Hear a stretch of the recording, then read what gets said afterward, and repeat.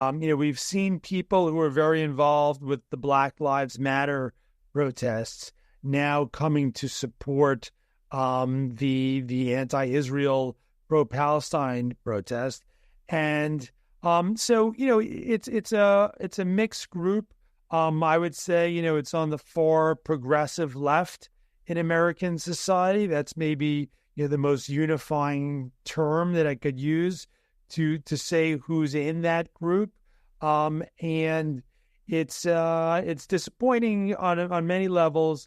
I think in many Jewish communities, they thought some of these progressive groups were their allies, and found out after October 7th that in fact some of their progressive partners aren't allies when it comes to the state of Israel. You mentioned the campus, which is currently also a big problem. We have a full season that's focused on anti-Semitism on campus, but to hear from your expertise, Mitch, especially on security, what might be the effective way to deal with anti-Semitism on campus? What role the security might have, if any, even the federal government itself? I don't know that much about the system of universities in the United States, whether they are private or the government can interfere. But how does it work? What might be the effective way? Right. Well, the universities are either state universities, so the particular states have some type of jurisdiction and control over them, or they're independent private universities. And depending on which they are, limits or affects how much the state government, can have any effect. But one of the things that we're seeing, we're asking for when we talk to universities in the greater New York area is to create some rules around protest activity. Protest activity can't be anywhere you want on campus at any time. It's too disruptive to other students. It's not fair to other students who are just trying to get through their day, get their studies done. So, we've seen some universities make recommendations where there are certain designated locations and certain designated times when protest activity could happen. And that allows students, if they want to avoid that area or that time, they can avoid it. And it also prevents those protests from interfering with their day-to-day classes and tests and papers and studying. So that's one of the ways. What gets trickier is what happens in the dorm. At Columbia University in Barnard, what can you put on your door? Where is the line between advocating for civilians who are Palestinians, and where is the line between offending, and making other students feel uncomfortable?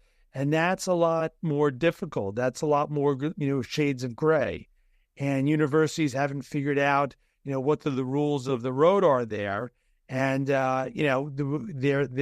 because everything is happening so quickly, I think many students feel like the universities have abandoned them on this front. So we'll see, we're coming to the end of the spring semester. If over the summer, the universities can't get their act together and figure out some rules of the road that allow for free speech, allow for protest, but also protect the rights of the students who maybe feel like they're victims of the protests. Looking at anti-Semitism a few years ago and now, what changed? Is there any change in the way anti-Semitism being manifested? Do you feel that there is more type of social tolerance to anti-Semitism? Because we have seen this in Europe. It's growing, unfortunately, on campus, in public. Big personalities getting involved in anti-Semitism. So has it changed in the United States as well? Do you see any trends? Yeah, it's certainly changed in the United States, and I think there are both similarities and differences, to what's going on in Europe. I think in the United States historically, it was really anti-Semitism. There was a famous movie in the 1940s called The Gentleman's Agreement, with Gregory Peck, where he masquerades as being Jewish to see what anti-Semitism looks like in turn of the middle of century United States.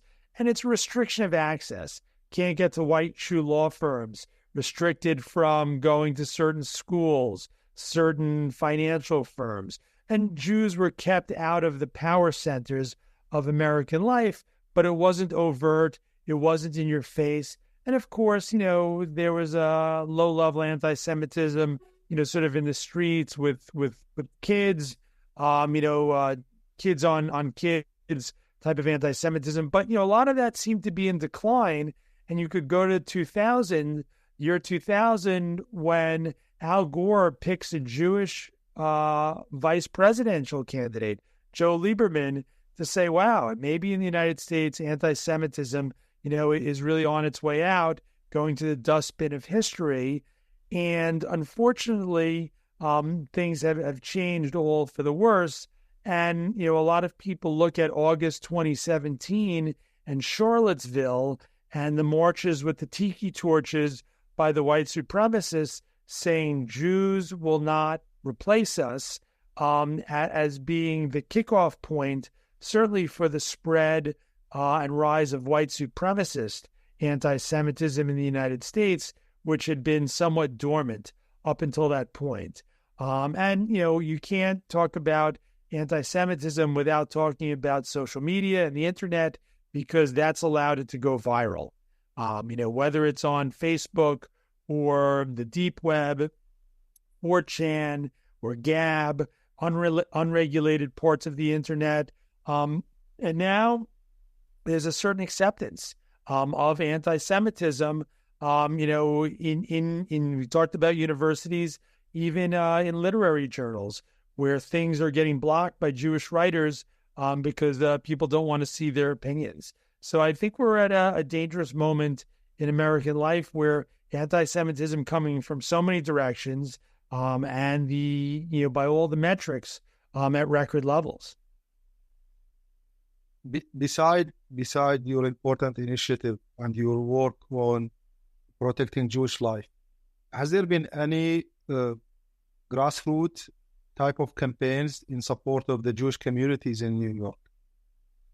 There are lots of different campaigns to combat anti-Semitism, and a lot of them rely on education.